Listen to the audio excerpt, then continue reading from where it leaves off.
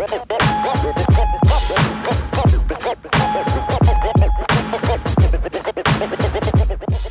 this is Pat Ricard, aka Project Pat, and you're listening to the Baltimore Beatdown Podcast, the best Ravens podcast on the planet.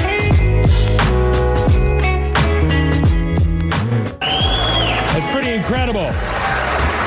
In fact, it's la-marvelous.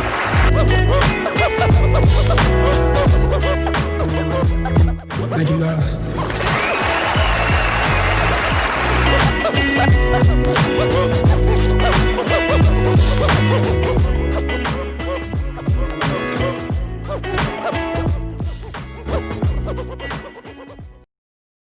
All right, welcome on back to another edition of the Baltimore Beatdown Podcast. It is Monday, October 12th. My name is Jake Luke, and I am joined by Spenny Pumpkins, a.k.a. the COVID kid, Spencer Schultz. How you doing? Pumpkins and a Johnny apple cider vinegar, aka drink your vitamin D and get your vitamin D, or else you'll get sick like me. Doing all right. I feel a little bit better. I was struggling all week, and now I'm starting to feel myself again. So improvement, trying to take it easy still. Don't want to wear myself down too much. The way the Baltimore Ravens defense absolutely wore the shit out of Joe Burrow today. Yeah, a little bit of a nice little pick-me-up probably for you here today with the comfy Ravens win, 27-3. Some hand-wringing on Twitter about the way that it played out, which we're going to get into, obviously. But game really never in doubt from a scoreline perspective. Just really going out there, getting things done, taking care of business against a inferior divisional opponent, and you find yourself at 4-1. It's not a bad spot to be. Not at all. And when you look back last year, 2019, some pretty similar team, same coaching staff, couple new faces, couple departures, but struggled out of the gate. Well, not out of the gate, but 2-0 against a couple less than stellar teams. Then got blown out defensively. Back-to-back games over 1,000 yards. They go to Pittsburgh 2-2 and really struggled. Game that they very easily could have lost to Duck Hodges. Marlon Humphrey ends up bailing him out there with that forced fumble, and then from there it was curtains for the rest of the regular season. They got 14-2, reel off 12 straight. So putting that in perspective and kind of how this coaching staff can experiment a little bit early in the season to adjust later in the season, especially after that bye week. I think the Ravens are in a really good place to make a strong run in November and December and make the playoff push, but assume and you can't take these games for granted. I think the Ravens have done a great job not taking for granted, making sure to on defense and converting in the run and doing some basic things like that. So encouraging performance from a strong team. Could still get younger, but at the end, this is one of the best teams in the NFL, and they're playing like it. Yeah, I mean, sitting there at 4-1, you probably would have predicted that. I think if you were an informed fan or analyst, whatever, looking at the schedule with the way that they opened. I think that's where you and I, both of us, had them exactly there, and then we kind of got some purple Kool-Aid in that Chiefs game, and then they snatched it right back out. Listen, we were feeling our onions a little bit before that game, as we were wont to do sometimes. But listen, it happens sometimes, and like I keep saying, I think going back to that Chiefs game, I think the way that it played out, I wouldn't say it was fluky, but I'd say it was a game that, it could have played out differently, and a lot of different. If the game had been played a couple different times, and I think it would play out differently in a potential rematch that a lot of people are sort of already talking about, sort of looking at it as some kind of foregone conclusion that they're going to be seeing the Chiefs again. They're not on the schedule, and maybe they'll see them in the playoffs, but it's a little presumptive in my opinion, and you just got to win the games that are on your schedule. So they go out there today. After a bounce-back win against Washington, there were some concerns in that game. They go out there today. I think they looked pretty similar in this game as they did to the Washington game. Offense was a little feast or famine. They did make some nice plays. I thought Lamar looked okay. He was shaky at times, forcing the ball to his top two targets there, which we're also going to get into. But defense, I don't think we've seen a defensive performance quite like this in quite a long time. 2018 Titans was this time. Marcus Mariota sacked like 11 times, right? Yeah, just been bruised and broken. And that was kind of a similar game, actually. One of the last really good games of the Joe Flacco era, unfortunately. But it's led to the Lamar Jackson era. And I think this defense really is going to start to click in terms of understanding how to manipulate offensive lines. And while it's best overreact to a Bengals offensive line. Definitely is bottom 5 in the league. Everybody knows that. Right tackle is arguably the worst protector in football right now. But using those games as a springboard, I think, is imperative for a lot of those new faces on that defense and some of those younger players to understand how to manipulate protections, where the weak spots are, where their teammates will be in relativity to those weak spots, and just getting comfortable understanding the way the scheme works. Wink has said so many times, he's really very open about what he believes in defensively.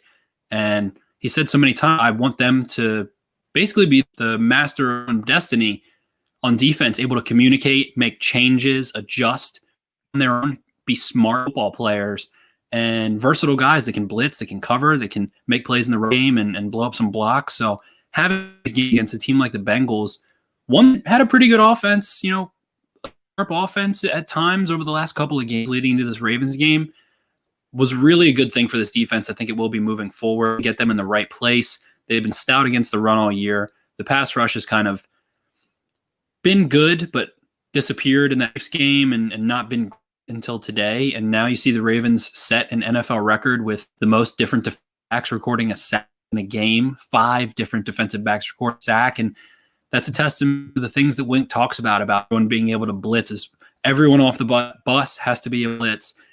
And playing that positionless football where you see Hauser and Jude creating headaches for offensive lines as far as trying to account for them when they move around over the A-gap, over the edge, and then all of a sudden Deshaun Elliott Smith is coming in off the edge untouched, and it takes disciplined and high-level IQ offensive line and those pass protections to understand what they're doing, and the Chiefs had that, so they gave the Ravens a little taste of medicine in getting the ball out quickly and things like that. So these lessons are being learned early in the season, and I think it's just going to pay off after the bye. The Ravens that Week 7 bye now, and that's right at the trade deadline. So if they're not able to maybe get that pass game going and a couple of things, they're going to be able to bring somebody in that'll add a little extra flair, I think, like they did last year. I think the Ravens are going to start looking for trades to be utilized more, just like the NFL doesn't use trades the same way like baseball do.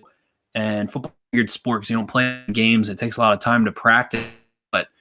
I would like to see them use the trade deadline if they're competitive. I'd like to see other teams that are competitive, pushing for playoff spots, get guys in that can make plays and get them, antiquated into the offense, not antiquated, get them move the offense by the playoffs, by December, by the thing. So this Ravens team has a little bit of work cut out, but is super strong, showed a lot of promise against these teams that beat you're supposed to is the sign of a great football team. That puts you consistently in that 10-6 range at worst. And the Ravens used to struggle. It felt like they used to play up into their position. Now they're blowers off of people. Yeah, it kind of felt like a hop into the lab and figure some things out game. And I mean, the defense, it didn't feel like that. I mean, it kind of felt like they were just like, all right, rookie quarterback, we're going to go out there, put him on his ass however many times, turn the ball over on him, and welcome him to the AFC North, which they were successful in doing. But yeah, the offense in particular, feast or famine with the run, like I said, some decent shots that they hit through the passing game, but Lamar looked a little shaky, I think it's fair to say, at times. But overall, I think a good performance from him. Had a weird interception, so kind of a weird game for him, but I don't know. People are trying to, and it's weird because we as Ravens fans see this happen a lot, where he is a quarterback under a microscope under, or unlike any other quarterback in the league. Like every single game that he plays, everyone is watching and like looking for these little things that they just got to pick apart. And like we get mad as fans when like national media, like looking at guys like Dan Orlovsky and Jeff Schwartz last year, just picking him apart every like snap he's taking. And to a degree, meanwhile, going into this year being like Sam Darnold is probably the second best quarterback out of that draft. And I don't even mean to pick on those guys too much. It's just like a thing that kind of, for whatever reason, Lamar is just that guy in the league that everyone is just zeroed in on, and it's just looking. He's so polarizing because they have seen someone like him, so they don't know how to act. It's just and sort of my right, yeah, and sort of my overarching point on it is that to an extent now, I think Ravens fans are sort of starting to do that, contextualizing every snap that he takes against what he did last year as an MVP. And I get it, like he set a high standard, and you don't have to wear kid gloves and like treat him. Like he needs like to have you at his defense at all times because he's a big boy. He doesn't, have perfect performances every single game, but that's just what we need to get into our head. And I think what in particular we need to do is we need to take a look at a game where He didn't practice however many times this week. He was sick, not sick in the way that we say sick. He was actually physically ill. He had a hurt knee, apparently, which, I don't want to get into shaky sources. I don't have any sources, but I was talking to somebody who is a little more informed, who said that may have been a little bit more serious than people were making it out to be. And it's just kind of a tough week for him as a human being. And he still manages to go out there, throw 2 touchdowns, move the offense to a certain extent. So I don't know. It's just a thing where quarterback development, is not a linear thing. Team development and team success is not a linear thing. It's not a thing that's just shooting up. There are peaks and valleys and things like that. And if this is the valley where he's going out there and just kind of figuring it out, maybe forcing it to his favorite targets a little bit, but still throwing for 2 touchdowns, producing 21 points on offense, whatever it was, I feel like that's a pretty decent valley. And like, you just gotta be a little more, it's not a video game. Like you have to bring context to it. You have to understand that these guys are human beings and that every single week is a different week. It's a different game. And yeah, I mean, it's just kind of pretty much all I have to say on it. Yeah, it's very reactionary. And when you look at the 5 games that the Ravens have played, and there's kind of 10 quarterbacks involved in those 5 games, obviously 2 from each team. Has Lamar Jackson, from that Kansas City game, been the second best quarterback in the game once? No, he hasn't. So we've had Baker couldn't damn thing. And I mean, they're not playing against the Ravens defense, but he's been winning games because he's been the better quarterback. The Ravens have had the better offense against the Browns, against the Texans, against the football team, and again against the Bengals. So it's not like, I get it, and you putting on the kid gloves and that stuff. I agree. I mean, no one was more critical of Lamar Jackson's performance in Pittsburgh last year than me. I sounded the alarm that there was trouble afoot, and it ended up being an MVP season. So I'm guilty of it. Always guilty of it. You mentioned guys like Orlovsky and Schwartz and stuff, and it's like, oh, I've been sick laying in bed. Usually don't watch NFL Live. I used to when I was more of a casual fan. I was going to say, what put you in the situation where you were watching NFL Live and like Dan Orlovsky say whatever the fuck he said? He just boiled my blood. He caught me, and I've been sitting here in bed all week, so I'm getting too deep into the comments and the narratives and all the bullshit that isn't actual, breaking down football. Fiery this week. I kind of like it. I've been sick and I've been a little feisty. I've been trapped in my room, so I guess I'm kind of playing cat and mouse with the freaking internet. And I flip on NFL Live. It's the middle of the day. I watched every single fucking Netflix series there to watch. So I flip on NFL Live, and Orlovsky is just going on Lamar. He's missing practice for he can't hold up in this league. He takes too many hits. We all know that. So now his knee is messed up. And I'm just like, dude, they said he had a bubble gut. They said he had to go home because he had to keep going to the bathroom. Like, has that never happened? What's weird in particular about Dan is he's been kind of a flip-flopper on this issue. Like, he has come back around.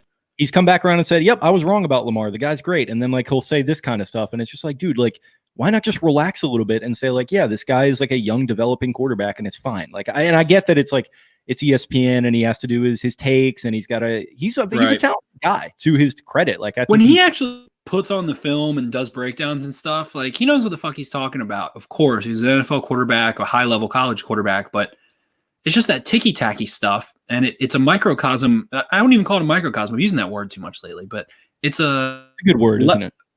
It's appropriate a lot. It's a smaller sample in that reactionary thing that you mentioned, where every single play of this offense and of this team is like, oh my God, Lamar Jackson threw an interceptable pass. What the hell is going on? Greg Roman, what the fuck, dude? No. They're sustaining drives. They put up 17 points over their first 3 drives. Touchdown or field goal, touchdown. The first 3 times the offense touches the ball. Defense gave them great field position on a turnover, I believe, on the third one, but put the ball in the end zone in the red zone. That's how you win football games. Not turn the ball over a ton. Did he have a couple of throws? Yes. So does every single quarterback throughout a game. I just think that people need to go watch other football games. Ravens fans need to go watch other football games and pretend that it's their team and Lamar is the quarterback, and then judge them through that lens. And I think you're going to be very surprised at how poor the play is when you have these perfect, I'm trying to think of the right word, perfect views of what quarterback play should be. They're not on target 100% of the time. They throw balls that can get picked. They throw picks. Jackson has thrown 3 picks in the last 337 passes he's thrown in the regular season. But he still does throw some picks sometimes. He is one of the more turnover sound quarterbacks in the NFL in terms of holding onto the ball, and all this negative commentary coming out of a game. And then you look at the scoreboard and it's like 10-0, 17-0, 20-0. They end up winning 27-3. Meanwhile, we watch the 49ers get bludgeoned by the Dolphins.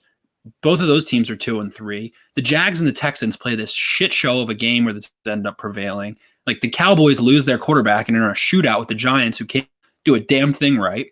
And it's like, I get it. You have high expectations of the team, but in the grand scheme of things, win, loss, win. All 4 of those wins were by at least 2 scores. DC scored at the last. We talked about it last week. These teams were able to kind of make it look like it wasn't quite necessarily as bloody as it was, but 7-3, and that 3 was with a minute left. So take a step back. Realize this team is going places. They're doing what they're supposed to do. They play the Eagles next week. We'll get that all in another episode, but probably going to be 5-1. A really good place to be in with a team that will seem to think has struggled so heavily while blowing the doors off a team to beat. Yeah, and I don't think we are, and I don't want to come across as like, analyst douche that's like, oh yeah, stop overreacting. That's what fans do to an extent, and that's okay. And particularly in the NFL, it's one game a week. So it's every week, and you've got that game seared into your brain for the next 6 days, and that's all you've got. And as a result, you're sort of hyper analyzing it as it's going on.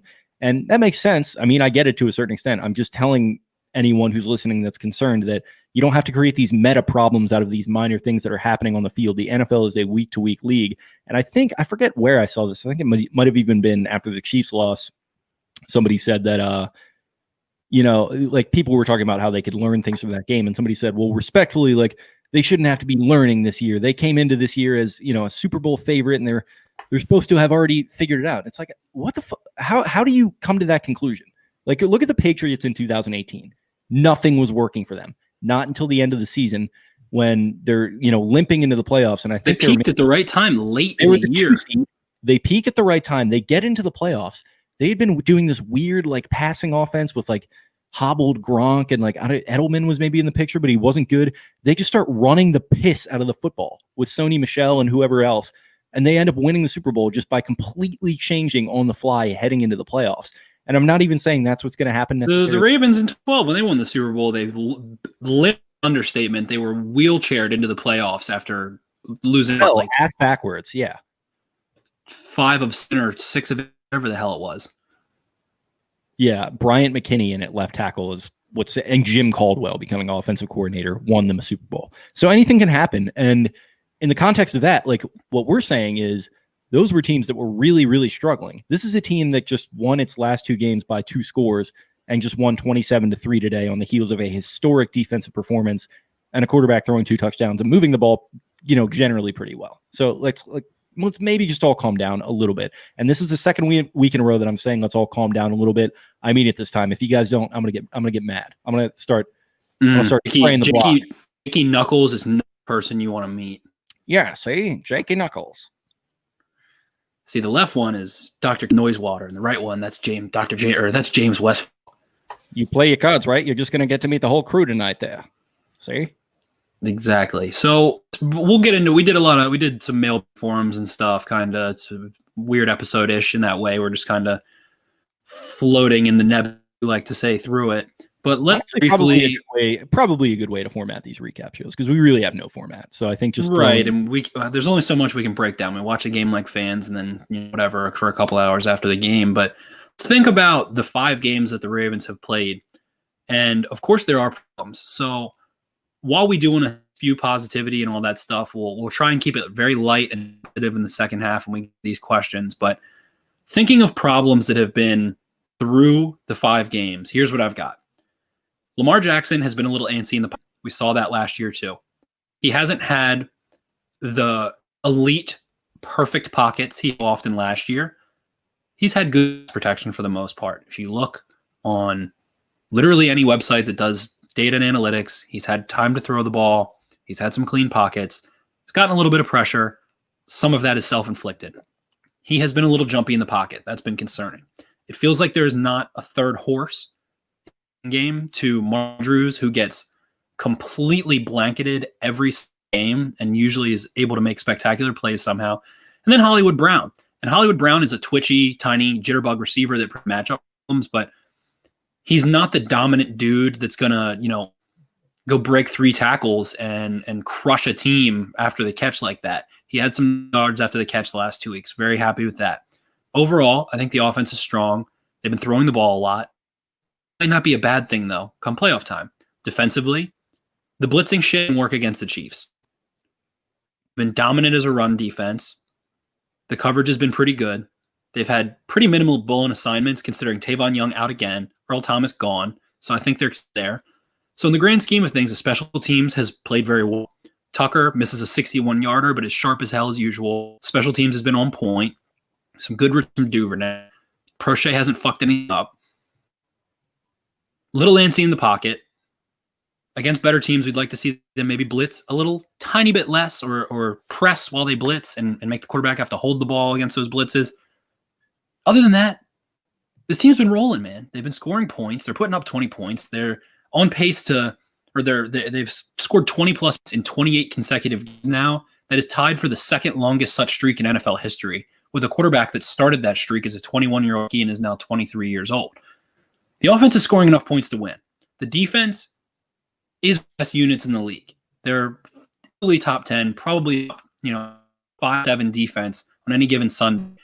They give people problems. They have a complex scheme. Young quarterbacks can't even remotely do anything.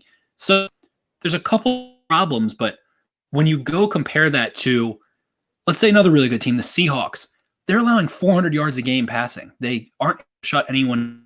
They're getting nothing out of their corners, but they've had an opportunistic turnover defense. The Chiefs, awesome team, have less problems than the Ravens. It's probably why they won the Super Bowl last year. They lose today against the Raiders. The Raiders exposed them with someone who could actually get deep, get separation, and deep ball accuracy. You have to be able to score 40 points to beat them. Basically, the Chiefs don't have that many problems. They have the same record as the Ravens after they beat the Ravens. They're in a good place. Yeah, I mean, it's a situation where we I guess kind of keep rehashing on it, but like I keep saying, pretty much, it's not a linear thing. Like you just got to kind of hang in there, and there's going to be peaks and valleys. And the Chiefs, yeah, I think they're a better team, but they lost today to a team that is probably not as good as the Ravens, frankly, in their home stadium in Kansas City. So shit happens is basically my main thesis for all of this. Shit happens. Like this is a good team week to week. Games are going to be different. Teams are going to bring different things to different games. They brought a game plan today where, like I mentioned, this quarterback was severely hobbled. Like, I mean, he was sick and he had a knee injury that was bugging him. He goes in there and they still decide to say, hey, fuck it. You're our MVP. You're our guy. You're going to win this thing for us. And mixed results, I would say. But overall, probably pretty positive. He hooked up with Hollywood and Andrews plenty of times.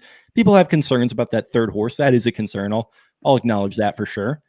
But at a certain point, it's like, here's another thing with it is people not considering the human side of all of this. Like, it's easy to 100%. Sit here and say, oh, get Duvernay involved, get Miles Boykin involved. You have to get these guys involved. It's like, guys, we're not in practice with them every day. We're not sitting in the meeting room with them. We don't know what. Sometimes you put those guys in the game, you give them a primary read, and the defense takes it away.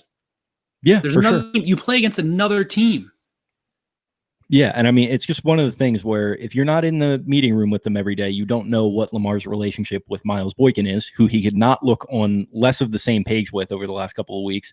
You don't know what Greg Roman's plan is for Duvernay, who's pretty much every time he's touched the ball made a positive play. So honestly, like, I want to see them get Duvernay involved to win this game 42-3 as opposed to 27-3, or do I want them to just win it 27-3, get Duvernay involved a little bit, and then let's say you got a money game you got to win late in the season, then let's whip Duvernay out. That's kind of where I'm at with the whole Duvernay thing. It's like, do we really need to be getting this guy involved right now? Because he could be a great ace up your sleeve late, like down the stretch, in my opinion, because like I said, looks pretty pro ready, makes a play every time he touches the ball. And that to me sounds like something that translates well to winning important games in cold weather with a guy on fresh legs. So maybe let's just save all the Duvernay stuff for now. It's not, for me, it's like I would like to see him get reps for sure. And I think he probably played his career high in snaps against the Bengals. And we just don't know what he is yet. So far, essentially been a gadget guy. He's caught a couple crossing routes. He's caught a couple screens. He has a kick return. Nothing fucking crazy. We haven't seen him running some beautiful corner post or post corner or a comeback that just leaves a defender in the dust because he's such a good runner.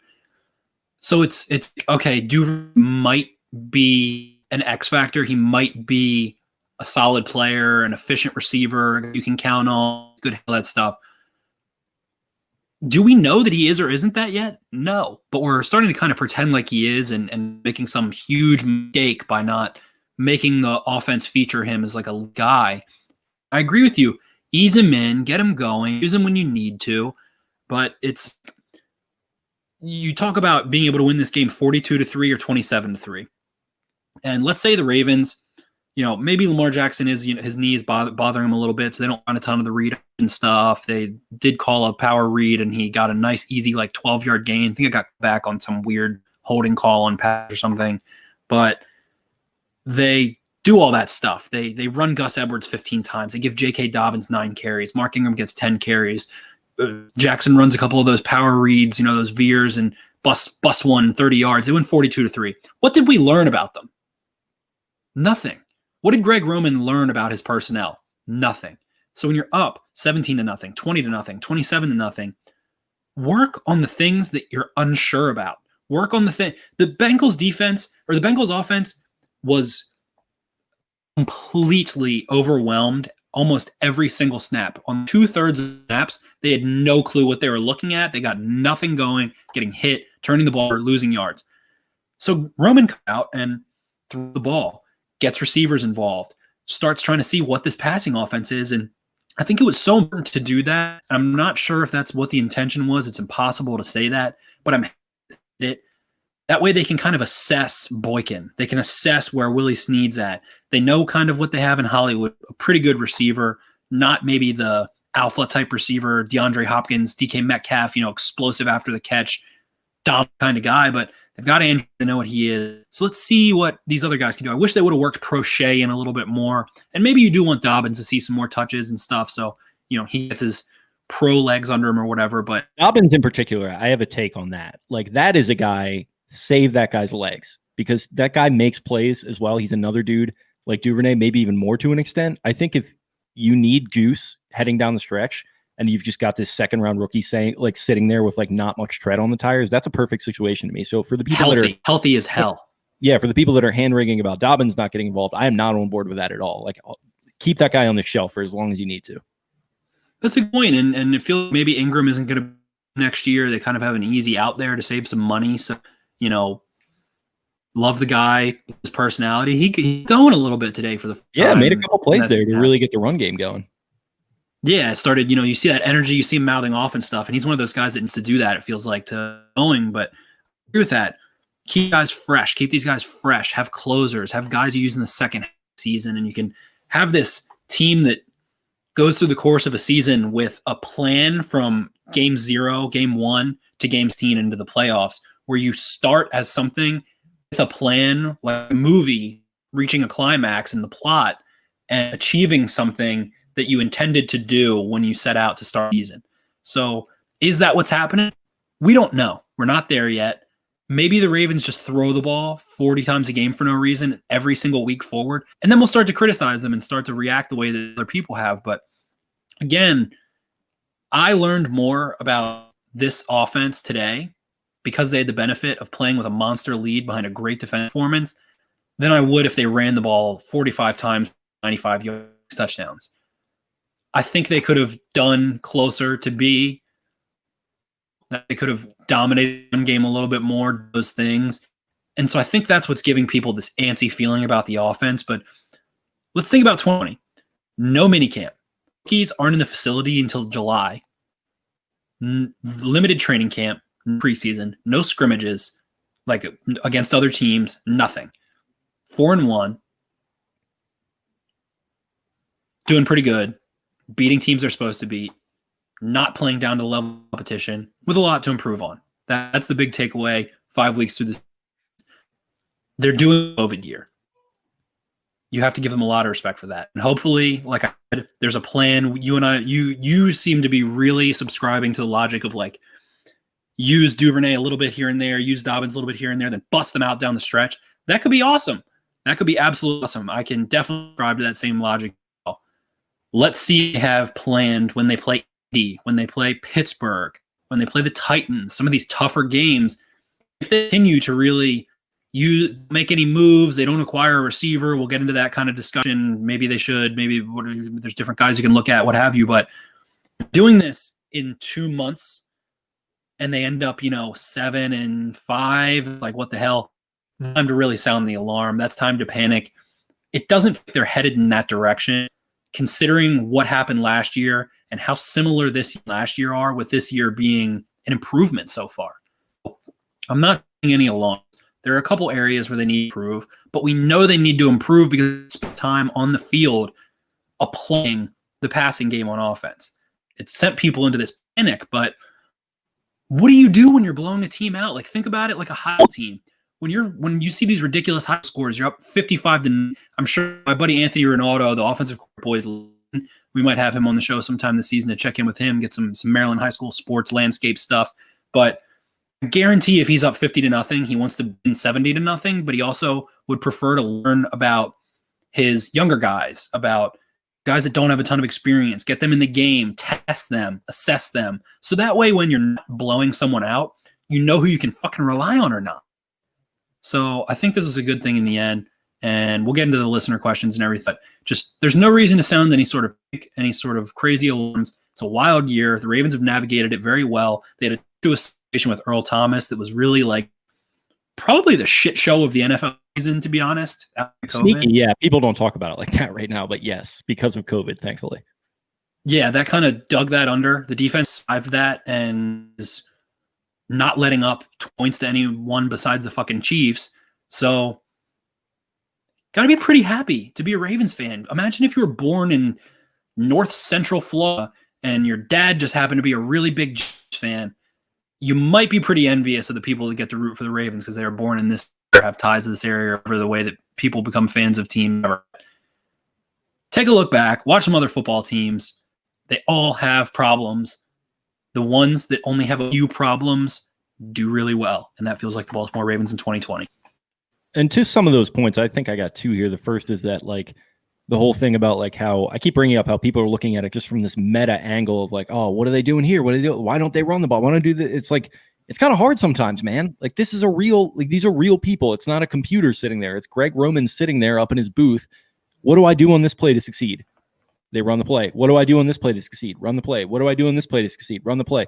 Like, there's not always this meta thing where, like, oh, got to get Miles Boykin involved. Got to see what that's looking like. Like, that happens sometimes, but, like, sometimes they're just trying to grind out a fucking win. Like, wins don't come easily. And, like, you just want to do what you have to do to gain 3, 4, 5, 6, 7, 8 yards, whatever you need to get the next first down. Just keep moving the sticks and keep, ultimately just succeeding. So I think that's my main point. I'm kind of losing my train of thought on the other one, but yeah, ultimately I think, yeah. So here it is. Like, I think the main criticism of this draft was how it sort of eschewed positional value for depth.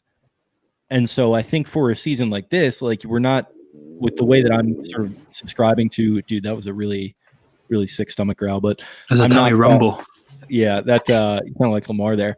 I'm not, bubble guts, bubble guts. With me subscribing to the idea that they are going to, sort of start to use these guys down the stretch, I think that works for a draft like this because you double down on wide receiver. You mentioned Prochet. You mentioned how Duvernay could get a little bit more involved.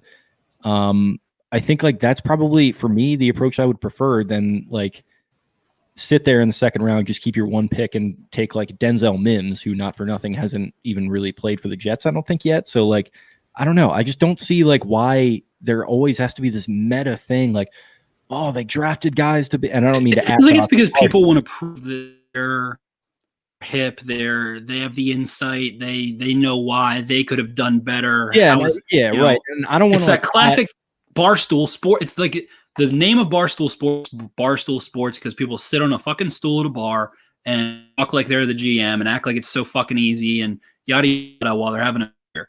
And I get it. It's it's nice to do that, but I don't do that anymore. I try not to. I take this a little more seriously. I spend a lot of time for resources about the sport, doing things like that. And it's just year over year, you start to realize that this Baltimore Ravens team has been really good for a long time and super competitive. To my point with it, basically, though, sorry, like, I don't mean to cut you off. Go ahead. To my general overarching point with that was like, people are sitting there and there's always this meta thing. Like, there's always like, well, why aren't they thinking about Kansas City? Like, why didn't they draft to beat Kansas City? And I don't want to at Voss too hard, but this is his big take.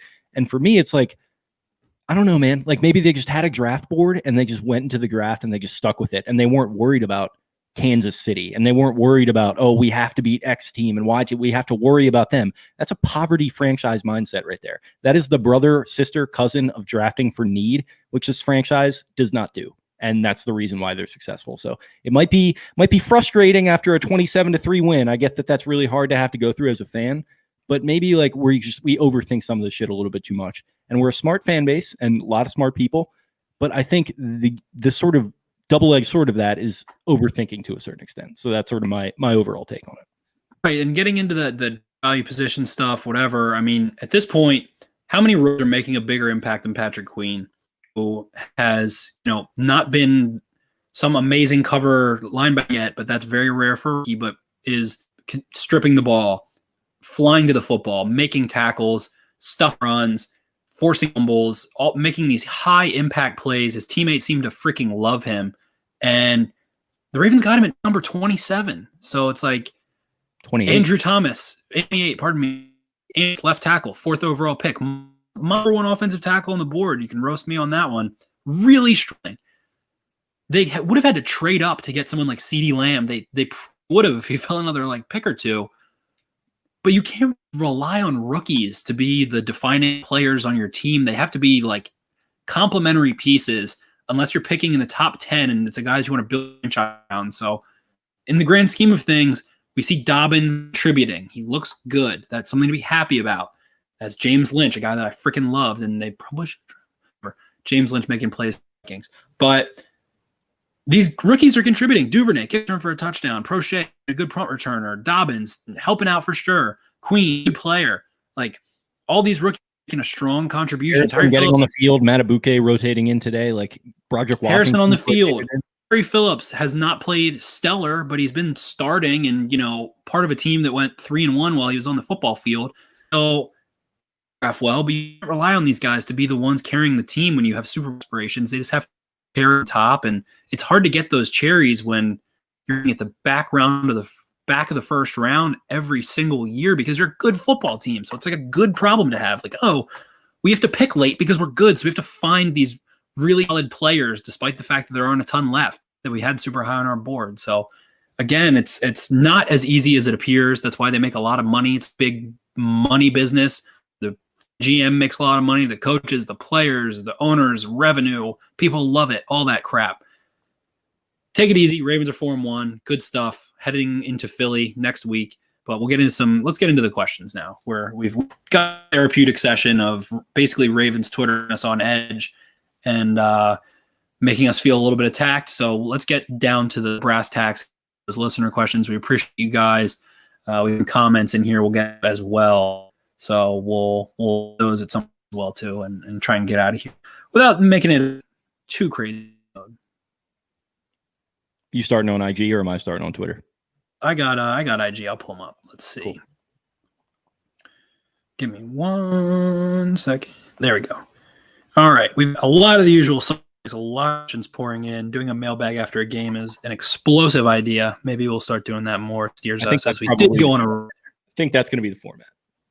Yeah, that's a good idea. So Grant 2, one of our frequent flyers, asks, should take a back seat to Gus and Dobbins? Gus kind of RB1, Dobbins Ingram running back 3. We touched on that a little bit. How are you feeling about this kind of running back rotation, Jake? I kind of like it right now. Like I mentioned, I don't want to get too crude here, but like I mentioned, I don't want them blowing their load right now. Like I don't want them to go out there in October and say, oh man, really need to beat the Bengals by 40 as opposed to by 25 or whatever they did today. Really gotta really got to put our stamp on them. So let's go to J.K. Dobbins as the running back one. It's like, well, no, it's kind of working pretty well right now. So I'm kind of down with the idea of just sticking with what they're doing, and then should a game happen where Gus really rips off a big performance or J.K. rips off a big performance, like go to them. That's fine. But for right now, and with all the talk about how Gus is this like insane, dominant, like number one running back, like I don't know, like he's had some really, really good runs. He's played really well. I think he deserves to be fed the ball a little bit more, but like nothing that's shown me he has to be a bell cow back. And the idea of to me, frankly, of a bell cow back in 2020, it's just kind of a little antiquated. So I'm a little more with, let's just stick with the rotation. It's working right now. Maybe get Lamar a little more involved in the run. I mean, health permitting and all, but he just kind of hasn't really been moving too much, which, some pros and cons to that. But I think him getting moving a little bit more would maybe help these guys get going even more than they already are right now. So that's my answer. Yeah, I like keeping all three of them kind of involved in the event that one of them goes down. Not this big like transition to getting a guy that hasn't been getting touches.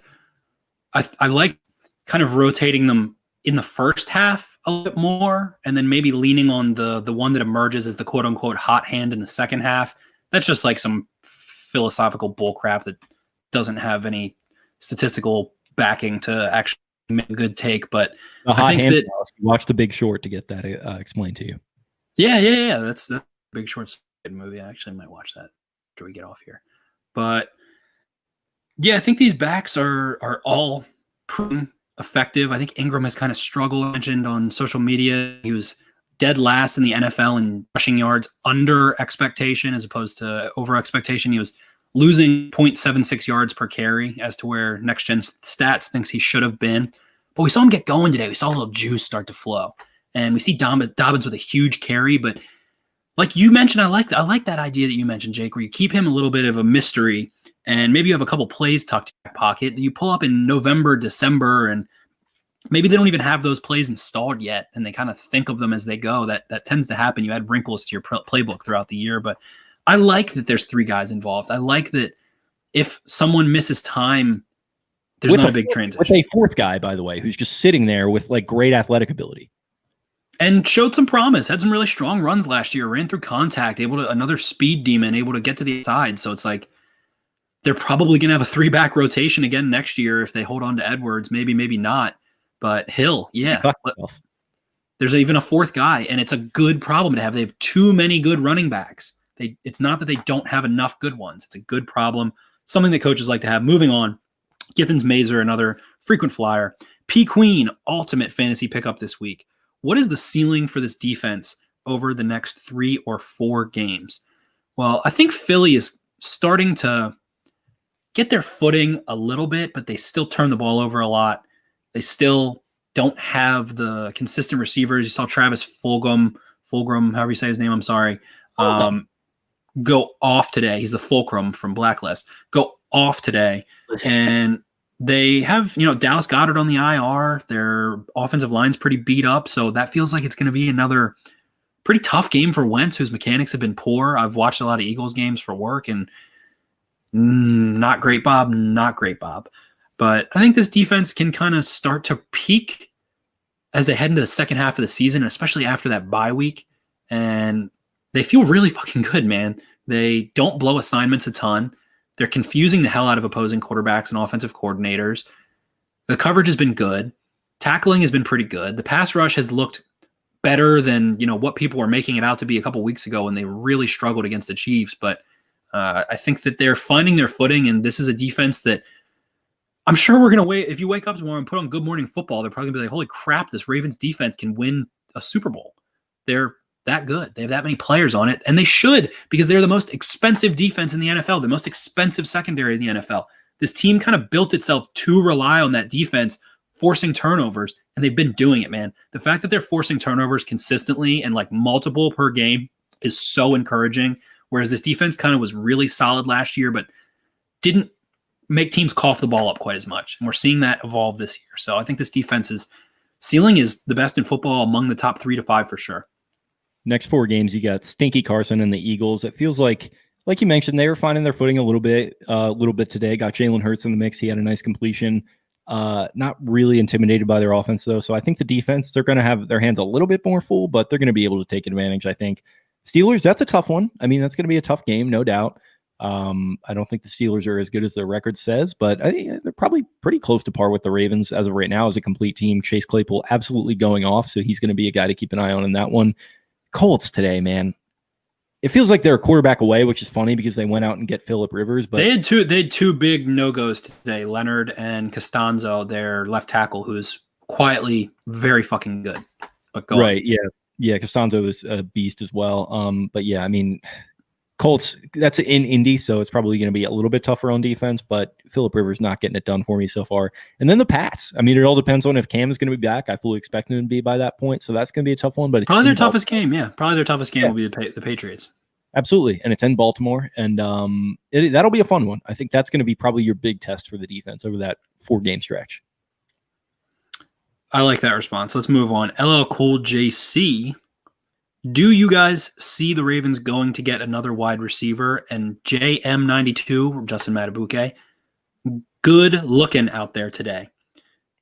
I think that it was imperative today, as I mentioned, that the Ravens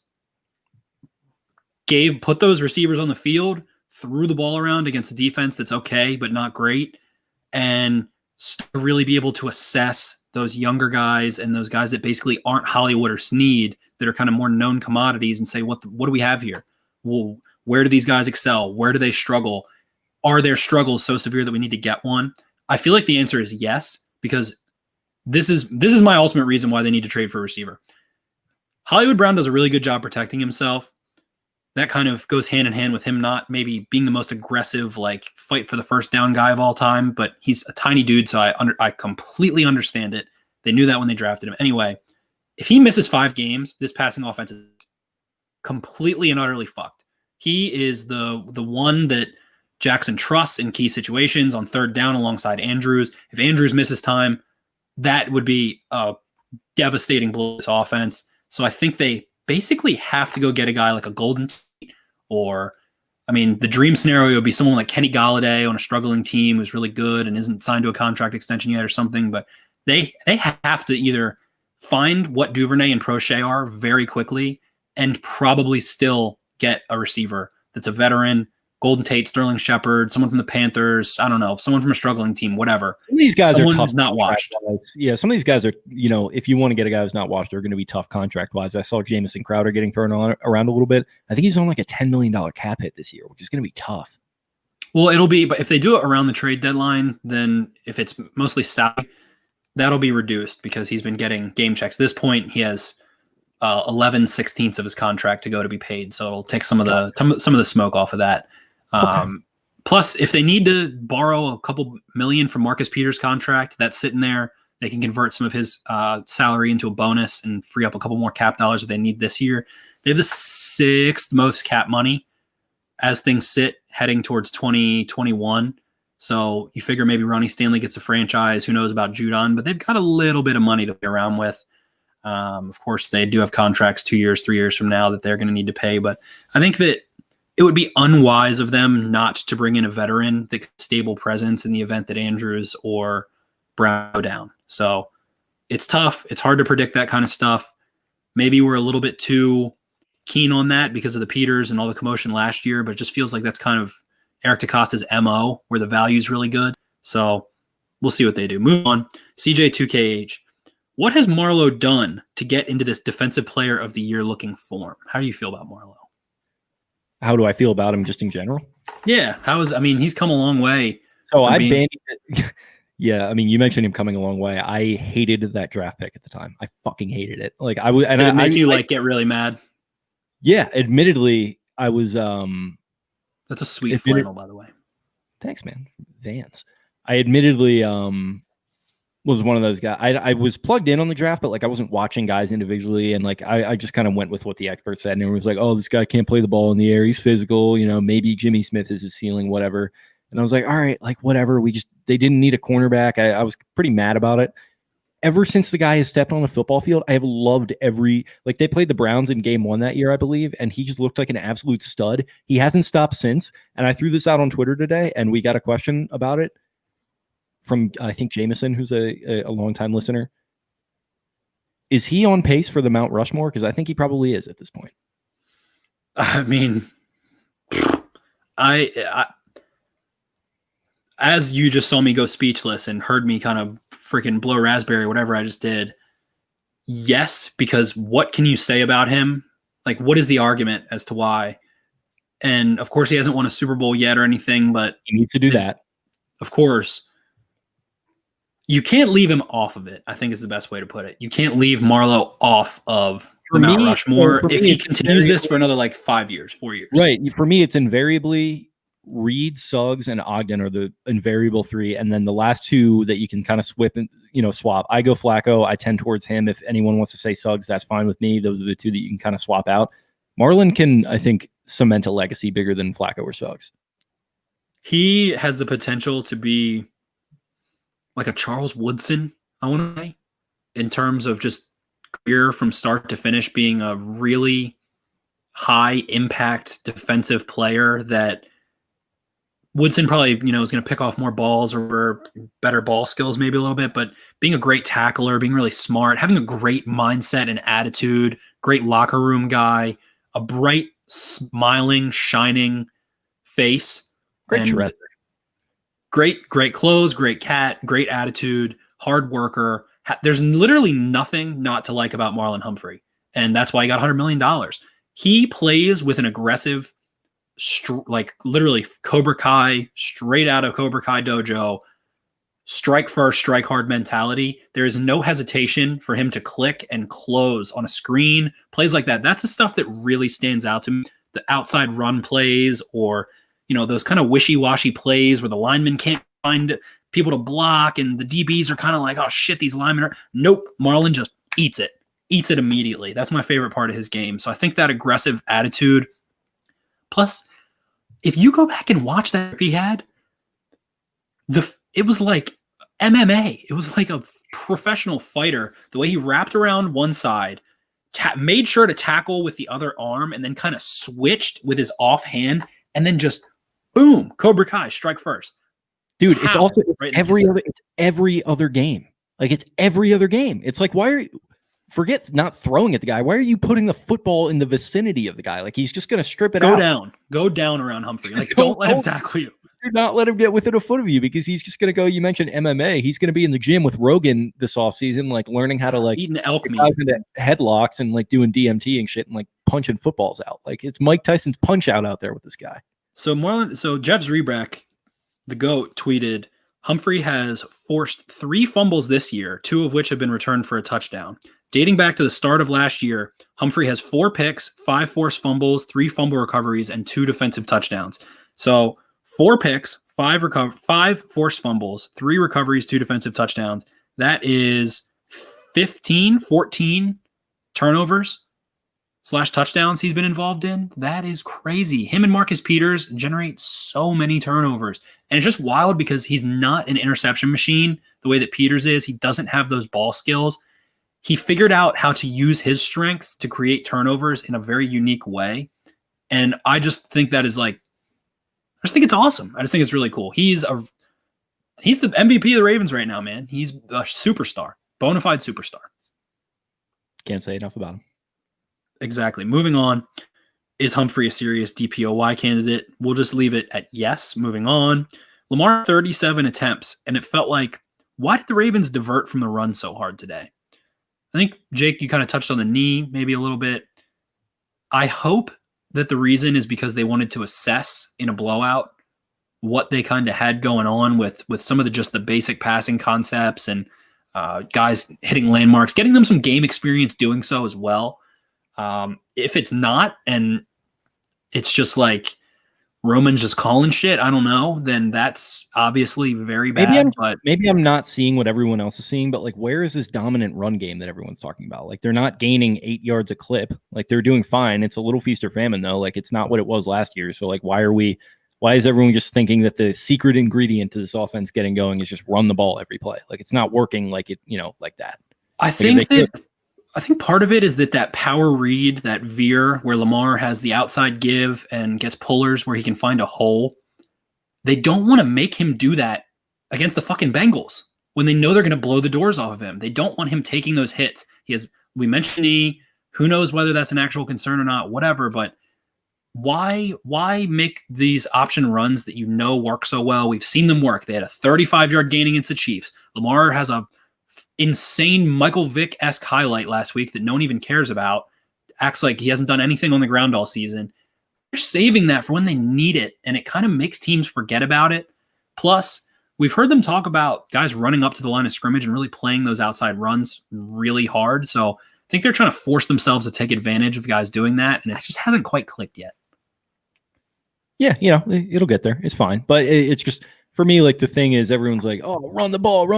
It's like we say that every fucking year the offense is struggling to even some degree. We say it every year. We said it under Jim Caldwell. We said it under Mark Trestman. We said it under Marty Mornhinweg. We're saying it now under Greg Roman. And by the way, they're running it okay when they do choose to run it. It's fine. It's not dominant. It's not crazy. You got a nuanced enough attack here. You got some good weapons. You got a good quarterback. Like, it's fine. We don't have to lean on these certain things. We don't have to go back to we don't have to do all this stuff. They can do whatever they want to do. You see Jesse Bates talking a little bit about how they pretty much diagnosed that Lamar, he was only throwing it to Andrews and Hollywood Brown. That's all he was doing. Well, he beat you 27-3. So what's all the hand rigging? Hollywood 5 for 77 and a touchdown. Andrews 5 for 65 and a touchdown. Those 2 touchdowns came 20 minutes of game time. So it was yes, teams know what they're going to do. Yes, better probably going to be able to stop them. Yeah, no, he's not wrong for the record, but you didn't stop it, so okay. Exactly. I'm struggling to pull up the box. Go ahead. I'm struggling to pull up the box score, but it felt like Edwards didn't have those big runs that we've kind of seen him have today, but a couple first down runs. Ingram wasn't great to open, and then had 2 or 3 really solid runs. Dobbins takes off down the sideline. The running backs probably averaged fucking 8 yards a carry. Just like the passing game was feast or famine, the running game was too. I'm tired of everyone acting like this running game is just a dominant 5 yards a clip rushing attack that we saw at times last year. It's not that. It's still good though. It's fine. A little bit. The first and 10 runs haven't gone that well. They've been in a lot of second and longs, and then God forbid you run the ball again. It's like we've reached. I mean, they've been put in a lot of bad spots by first down runs. Yeah, we've seen Daniel Reese and I think Ken McCusick and some of those guys and Yoshi flirting with those with the EPA on first down runs. And last year for the Ravens, it was insanely efficient for them to run on first down. And this year it just hasn't been. I think partly because of Yanda, partly because of a shortened off season with COVID and everything. And the other aspect is we keep hearing them mention teams are just selling out to stop the run, and we haven't seen them take advantage in this blowout passing game. But Lamar's thrown 9 touchdowns now through 5 games. Turned the ball over, thrown 2 picks. Not awful, not spectacular, but he has a 110 passer rating. That is, again, the highest passer rating. And if you exclude last year, the highest passer rating in Baltimore Ravens history. It's 111 going into this game. So feast or famine, I agree. I think that there's contributing factors. There's another question that kind of tied into it. Alex Smearman, will the rushing attack improve later in the season when defenses feel the toll of the season? Probably. The running attack always gets better later in the year. I think so, and it goes back to the point. You've got a second-round pick who, to this point, has not been asked to do much. You have a fourth-round pick from a year ago who hasn't done anything, who is probably chomping at the bit. You have a guy who is suited to playing extremely well in cold weather, and you have a savvy veteran who maybe he's not what he once was, but he's shown the ability to still pop a long run here and there. Yeah, I think that Ingram gave me some encouragement today in that second half, very much so. You know who else he gave encouragement to was Pat Queen. He did. They've been touting Patty Queen. He has been such an impact player. I'm sure there's 100 questions about that on here. Did you see his video, hyping him up? No, did he have a woo-woo kind of video? He did that kind of thing when Queen was getting interviewed, I think, by CBS. He was kind of... Gave him an intro? Yeah, he did his thing. Hell yeah. See, Ingram's still great for the locker room. So. I love Mark. He might even be gone after this year. He'll still be on the short list of favorite Ravens to watch. Fun guy. He's one of those classic veterans that only plays for 2-3 years in Baltimore, but then kind of lingers in the scene. And Steve Smith kind of, yeah. Yeah. He gets the vibes. He definitely wishes he would have spent more time in Baltimore. A-Foot chimes in, complaint about the offense just lets me know that y'all weren't here from 2015 to 2018. #bandwagon. It's not wrong. Moving on. Yeah, I mean, yeah, but like we don't have to do that, Like we don't have to be like, oh, you weren't here for that. It's like some of these kids are younger, like it's fine. It's like, probably a lot of 17, 19-year-old guys that like if you see somebody complaining about that kind of stuff, like I think you probably know it probably goes without saying what their experience with this franchise is, and that's okay. And you don't have to like try to ether them. Like they're going to find out that it's much more of a roller coaster than it might have appeared. And you always need to get told when you're like 17 or 18, like you don't fucking know everything. Because I know that I definitely needed to hear that. Well, I definitely was told that many times, but I did not listen. Same. We're stubborn boys here at the old One Winning Drive podcast, aka Baltimore Beatdown podcast. Yeah, shout out to you for coming up with that name right now. That was yesterday. It was yesterday. By the way, it's too late. We're established. I'll throw that out there. I don't love it. That's fine. Sign 23, Queen, Defensive Rookie of the Year, Marlon, Defensive Player of the Year. Marlon has to be, if there was like a DB of the year, runaway lock right now, has to be in that DPOY conversation. And then Queen, I think the only guy, I'm sure I'm wrong, and there's some dude in Cowboys or wherever that is great, but Antoine Winfield Jr., I've seen be an absolute stud for the Bucs, and then Patty Queen. I'm sure Chase Young will come on strong at some point. He started out hot and then got that injury, so I don't know what he did today, but Queen is looking like the Defensive Player of the Year, man. He's had multiple sacks, multiple takeaways, forced turnovers, recovered fumbles, scores a touchdown, leading the team in tackles. Looks really fucking good, man, for 21 years old. He kind of reminds me of the Heat Miser out there. He's got his hair on fire. He's got the wide eyes, the great smile. I see that. He's the Heat Miser. The Heat Miser. I'm Mr. Heat Miser.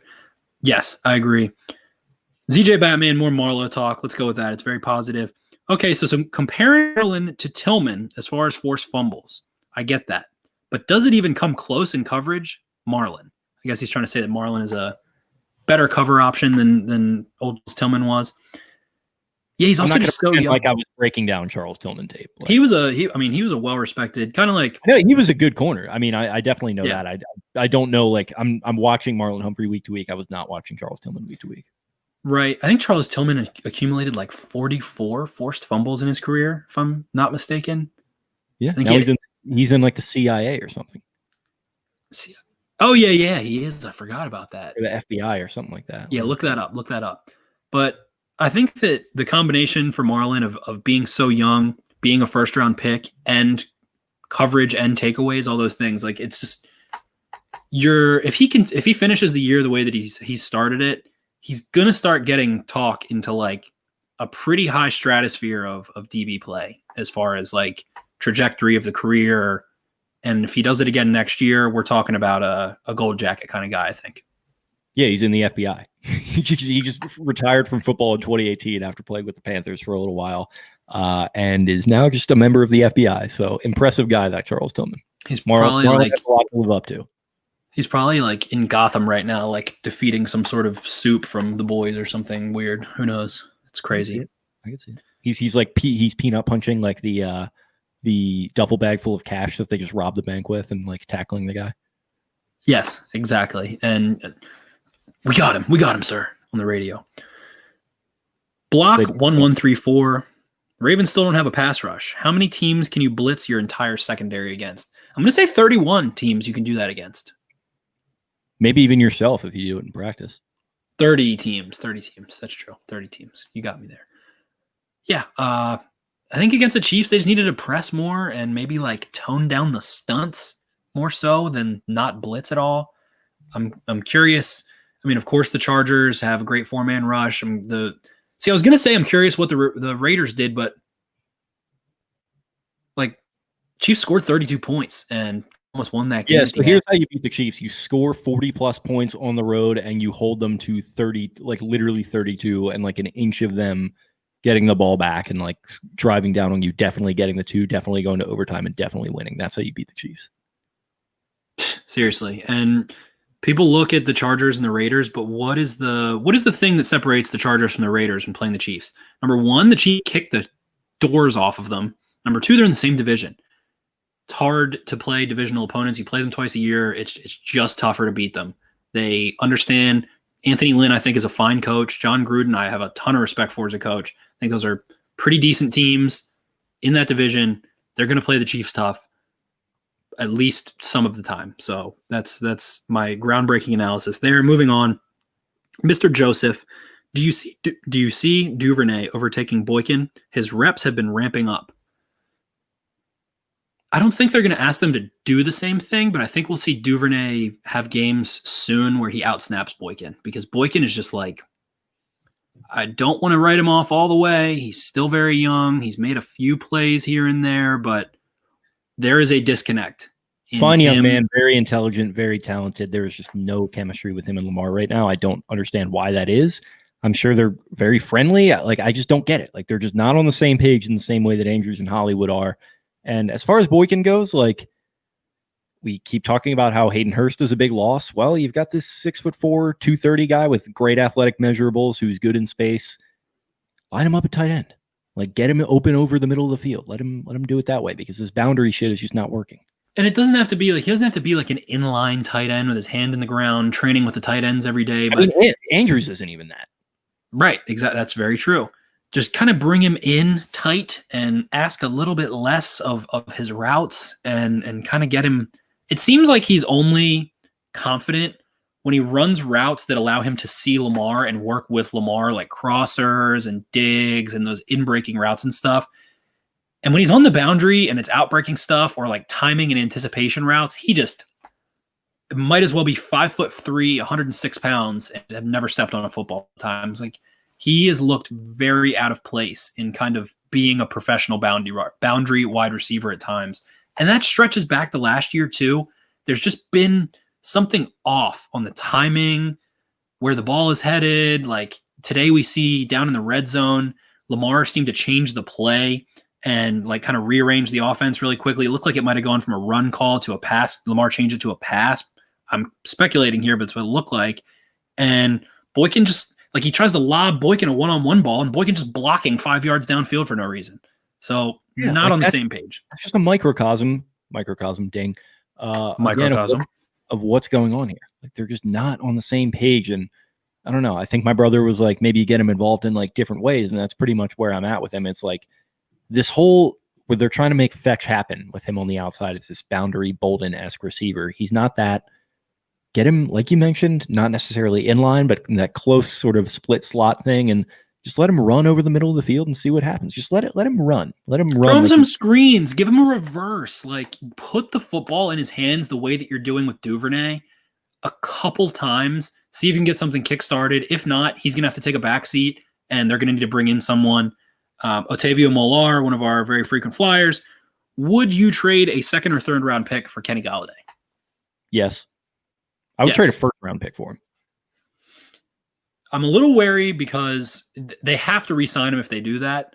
He is in the last year of his contract, if I'm not mistaken. On the condition that they can re-sign him, I would trade a first round pick, because the first few picks are always at the end of the round, and they're not nearly as valuable as everyone likes to. That is the perfect type of receiver. It's like Allen Robinson, or like a big, strong alpha receiver that you can trust in. You mentioned Bolden, someone where you can just lug the damn ball up and trust that they're big trust that they're going to go make a play. And it feels like Lamar only feels any sort of relevant feeling of that with Andrews and Brown. And with Andrews, it's like he is so immensely covered. It is shocking that he still scores so many touchdowns. How do you not just... He's in a phone booth on every single play. Pretty much. They sneak him out sometimes. Like, we saw him get a little... Whatever. I don't even need to talk about that. But he is getting mugged. Brown is like working the field, and he's really fast, so he gets open. But it's like, there has to be a receiver that can go one-on-one on the weak side ISO and go win one-on-one 9 routes. And I want it to be Kenny Golladay. I want it to be Allen Robinson, those kind of guys. It's just really difficult to be like, oh yeah, they have to go do this. Do the Bears want to trade Robinson? Probably not. Do the Lions want to trade Golladay? Probably not. It's just going to be some sort of ordeal where they creep closer to the deadline. Hopefully they can pinch off a receiver. But how often do we see young receivers even traded that are doing well? They're like gold. It's a passing league. Like, you want to hang on to these guys. It's the same reason pass rushers aren't going anywhere. Passing league. They have more value. Unless you trade a lot of draft capital, and that's like a first round pick. But at this point, getting a 25-year-old receiver who has produced and you feel like is a good fit might be worth a pick if you want to go to the damn Super Bowl this year. If not, it's a really strong receiver draft next year. Rashad Bateman, Waddle, Devontae Smith. There's 20 guys again. It's like the trickle up of 7-on-7 football in high school is like working its way to the NFL. So we'll see how that plays out. We'll go to the last one here from this set. Grant H2 asked a second question that I enjoyed. Deshaun Elliott is really finding his form starting for the Ravens. What is ceiling this year if he stays healthy? I think he's not going to give you exactly what Thomas did in that he's not cutting off one side of the field for you, but he's going to be serviceable in what you ask him to do, which you mentioned him covering deep zones. He does that pretty well. He also comes up and he has a nose to play against the football. I think that might be his preference. He's a hitter, man. Yeah, he's a hitter. I think that's kind of his preference, is to sort of creep up and make plays against guys who have the ball in their hands. So you saw him get a sack today. Really big for him for confidence and everything. And he's another dude that's just out there playing with his hair on fire. I think he is excited to get this opportunity because he struggled at Texas. Obviously he wanted to be a much higher draft pick than he was. Entered the draft maybe a little bit early, winds up being a 6th-round pick, and he knew it was going to be a long road. He's finally getting his opportunity, and he's capitalizing on it. So a lesser version of what you get from Earl Thomas in coverage, just kind of serviceable, and a dude who is going to come up and maybe mix it up a little bit more than Earl Thomas was willing to do at his somewhat advanced stage. Not advanced necessarily, but he had some tread on the tires for sure. Yeah, Earl wasn't terribly interested in really, going and hitting running backs, big guys, stuff like that. You understand why. He's coming off 2 broken legs in like 3 years. Whatever. Don't care about Earl Thomas anymore.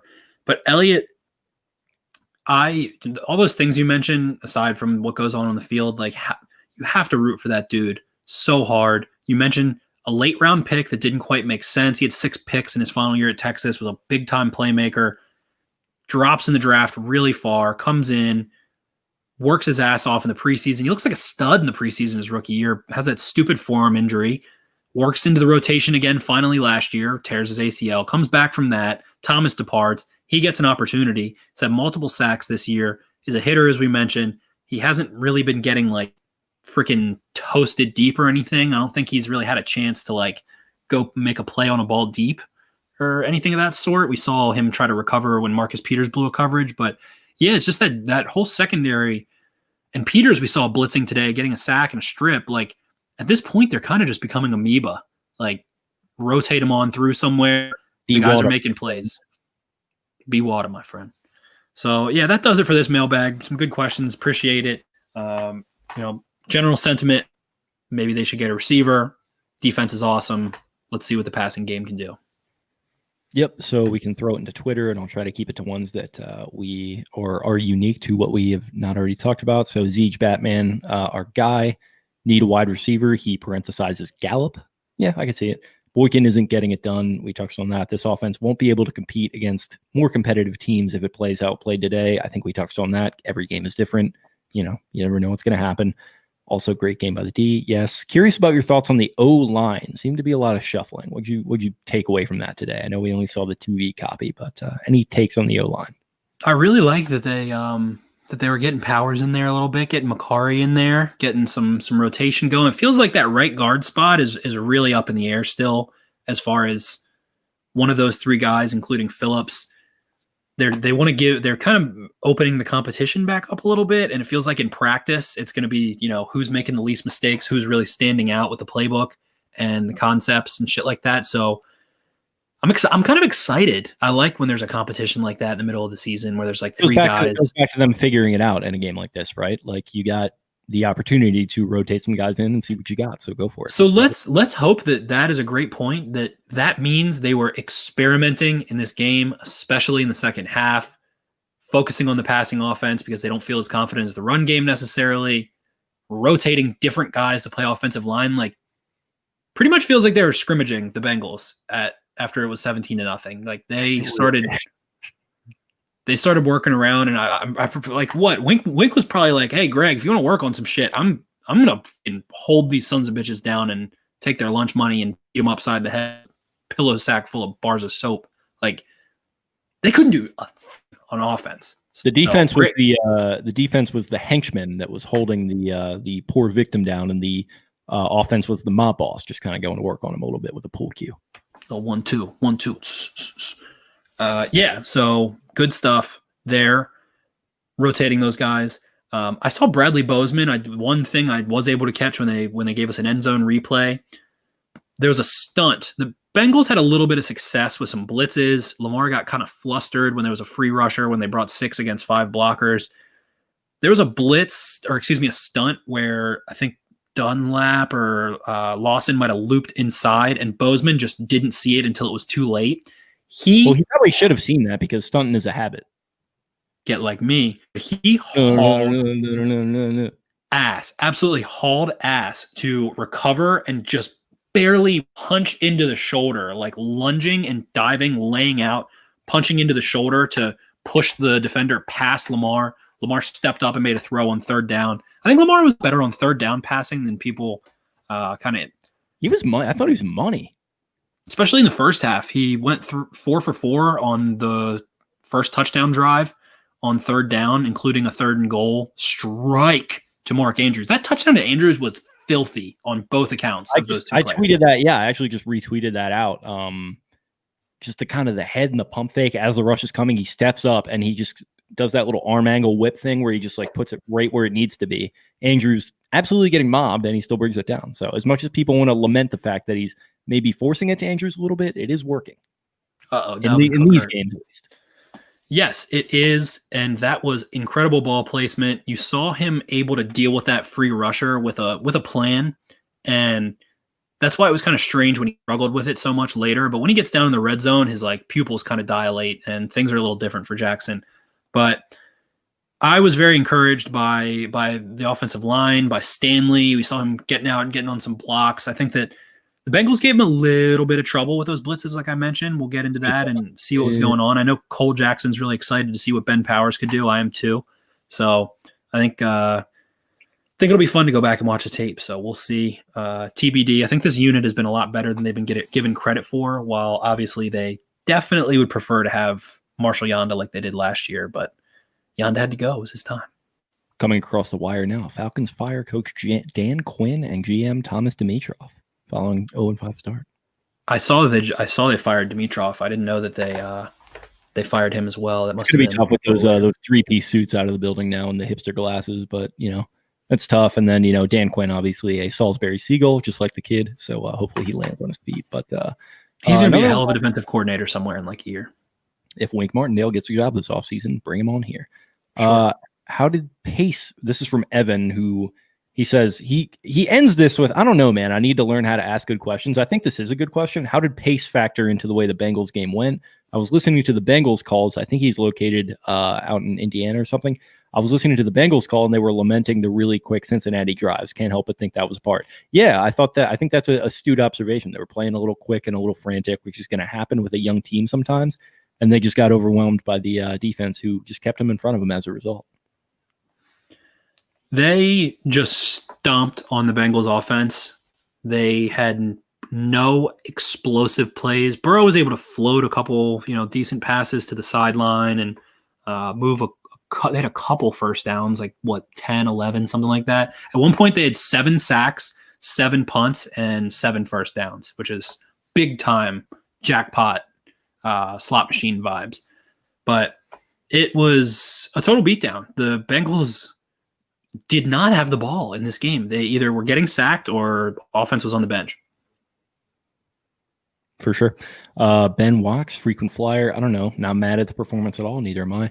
Watching the defense play like that is so fun. Offense needs a lot of dog or dog adjacents on the current roster. What did you see from Matabuke today?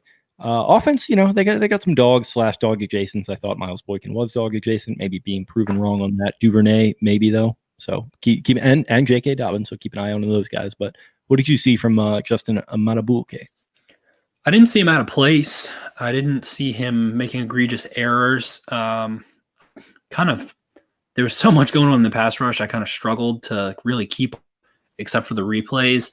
I didn't see anything discouraging, and I didn't hear the broadcast. I want to say I didn't hear the broadcast like mention him messing up as a rookie or something. But then again, That was the worst TV broadcast I think I've ever heard. We haven't even talked about that. No, I was thinking we should work that in at some point, but yeah, old Work Lamar it in. Murray. That should have been what we led with. Like, Yeah, Lamar Murray. That was a big miss by me. I apologize for that. Both of us. It's pretty crazy that we didn't mention that until now, to be honest. But and then, well, I actually had a really good tweet, by the way, on that. I don't know if you saw it. I don't think I did. I think it went semi-viral, maybe like 50 retweets, something or so, a couple hundred favorites. From the podcast? From me. As soon as it kind of started happening the third time or so, I was like, yeah, Bryant Gumbel really needs to learn how to remember Lamar Jackson's name. Bryant Gumbel is, Greg Gumbel's brother. It kind of works on a couple different levels there. I'm not going to lie. I confused Bryant and Greg.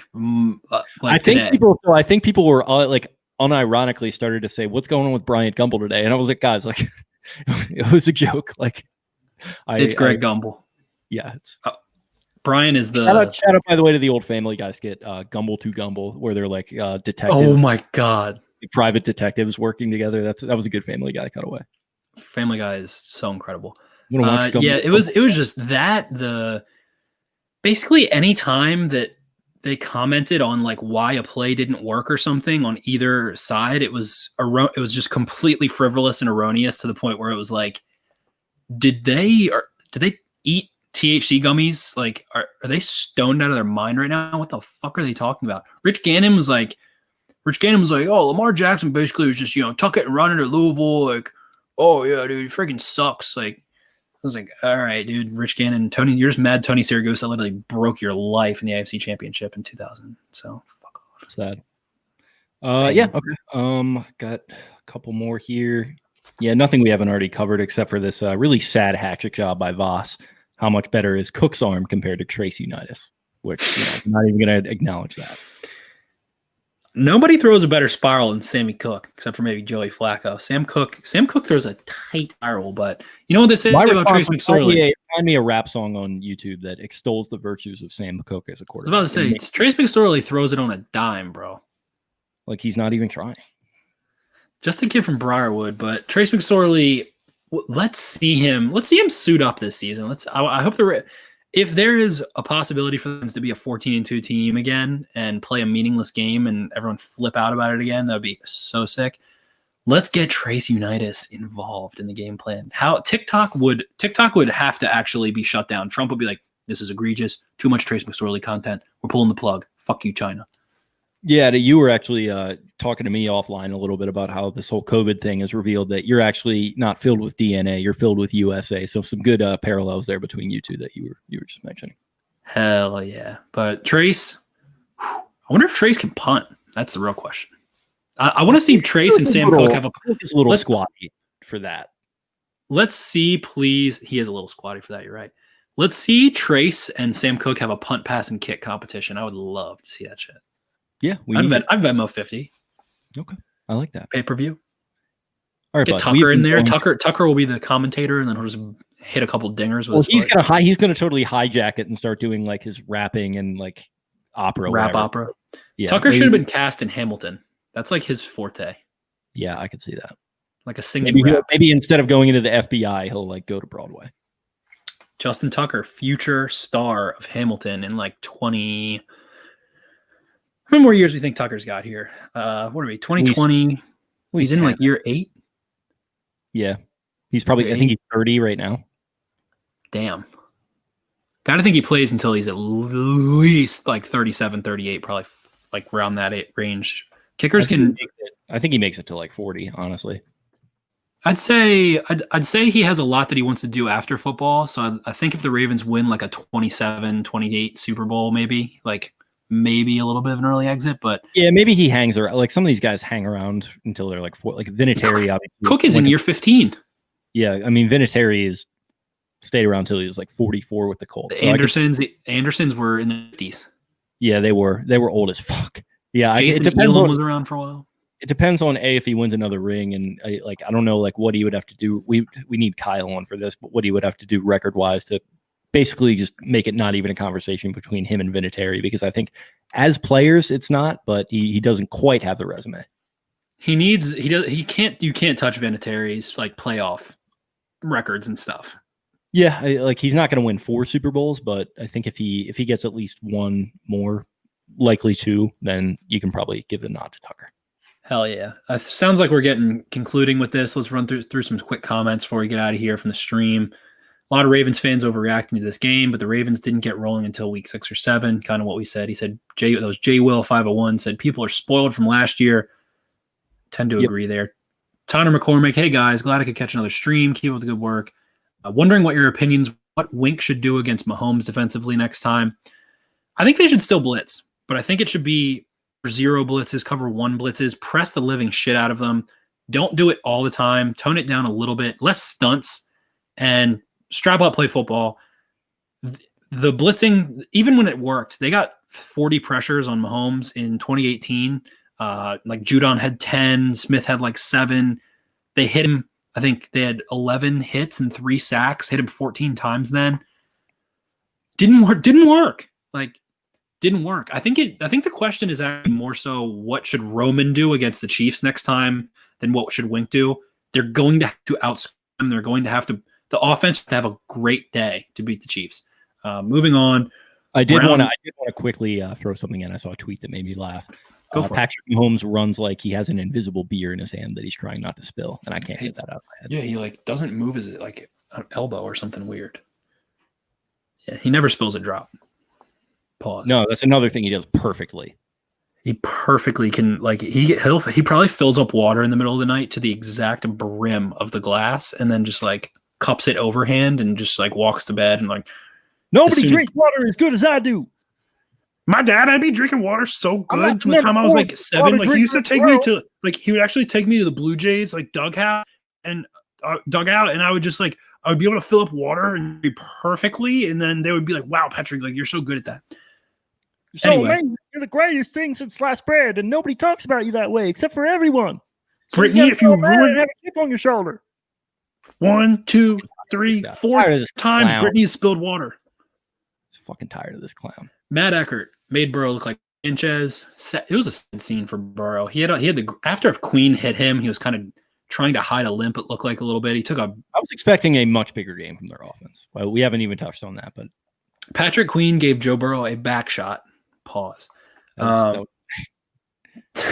He overran the sack, and then he was just like, "Fuck it, I'm not giving up on this play." Strips it and recovers it, which is always a smacked him dead in the middle of his.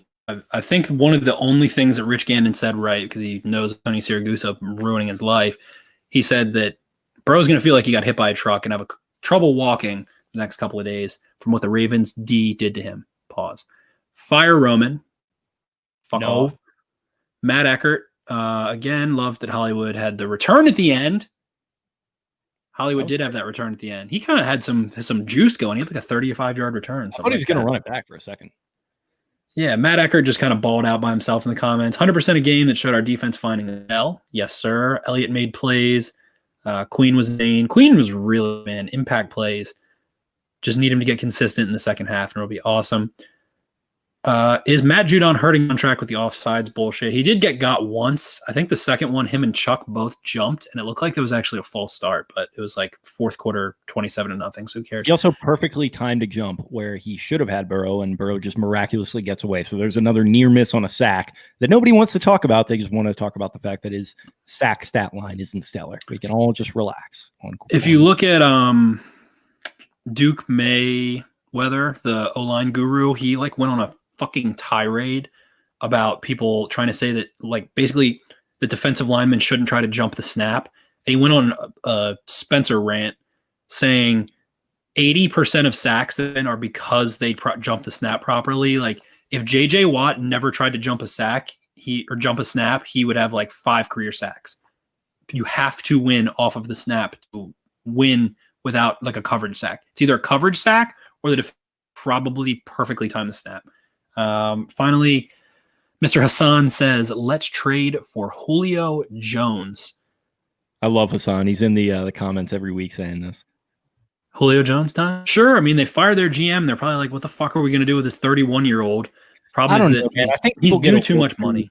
I think people get a little video gamey with that stuff. Like Julio Jones is an all-time important Falcon, and he probably still has some football left in him. Just like the same thing with everyone's like, oh, just go get JJ Watt. Like, J.J. Watt is the most important Texan, other than maybe Andre Johnson, but probably to me, the number one guy. I don't think he's going to want to leave. I don't think they're going to want to get rid of him because of the sentimental factors. I mean, you don't always want to think about that stuff when you're trying to run a football team, but it does factor in. Julio and AJ Green, like they're in a pretty similar boat, except Julio went to a Super Bowl and has kind of been generally lauded as one of the best receivers of all time. I think obviously he is maybe a little better than at their peaks or whatever, but they're just both are really banged up. They have weird like Green is franchise tag. Julio has a massive, massive contract. They're both on the wrong side of 30, but if the Ravens made it work, it would be fun. That's all I have to say. It is very me. I like the way that you put that. It is like something I would do in Madden. For sure.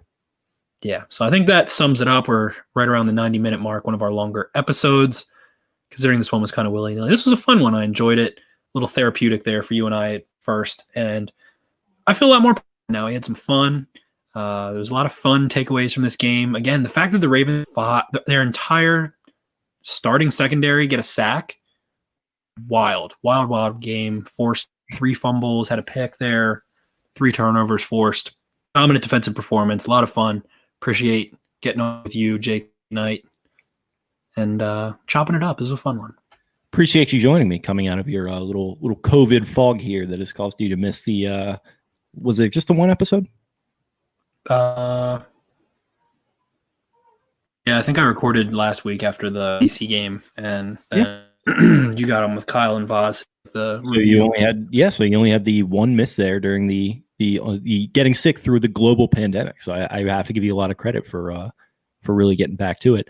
That is much appreciated. Everyone listening, chiming in is much appreciated. You guys help to bring us this content here on a Sunday night when there's admittedly not a whole lot to sort of draw from. In the fact we'll do it like this from now on. You're definitely right. Let's we'll be throwing mailbag on Twitter. Just freaking yell at us, yell into the void, DM us. Instagram, I'll put up a mail. Jake puts it up on Twitter for the show. Just yell into the void at us, and it gives us talking points. So we really appreciate that aspect of it, guys. You just got to fully send it. So yeah, appreciate that for sure. Appreciate everyone listening and all the positive feedback we've been getting. And yeah, guys, stay tuned. Rolling on with it. We're 5 weeks into the season now, which kind of feels crazy to say. Hopefully everything stays kosher on that front with COVID and everything. Seems like there's been some difficulties, but I have faith they're going to push through it, just like the other sports leagues have found a way to. So we're going to be hanging in here. Hope you guys are going to be hanging in here with us. Appreciate you checking this episode out in particular. Make sure to leave us a 5-star review and a rating wherever you get your podcasts. And yeah, in the meantime, follow us on social media. You can find me at Jake Luke. That's Louque. You can find Spencer at Ravens 4 Dummies. That's a number 4. And you can follow the show at Podcast Beatdown and the main website's Twitter at Be More Beatdown. Really appreciate everyone tuning in. Have yourselves a great week, and we'll talk to you guys again very, very soon. We got the Eagles coming up next. Exciting one. Always love when the Ravens play the Eagles. Yeah, dude. Gonna go up in there, play them Eagles, drinking some Yinglings up here in Lincoln Park, dude.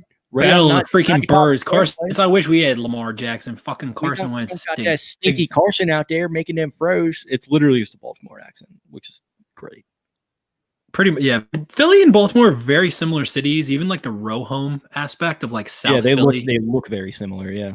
Philly's probably like a little bit cooler. I'll say it. I'll put it on. Yeah, I would think so. Yeah. Yeah. Not as good a food though, in my opinion. Cheesesteaks defeat anything Baltimore in my mind. That's like my favorite food. Crabs, I love, sure, but other than that, Philly food, whatever. Yeah, it's whatever. But Philly. Well, the Whiz-Wit takes the fucking cake though. So appreciate you guys. We'll be breaking down this Philly episode, try and see if Philly personalities, Philly reporters, etc., to come on and give us some insight into a very fun but kind of shitty Eagles team. So appreciate you guys. We'll talk to you next week. See ya. Stay frosty. I guess week.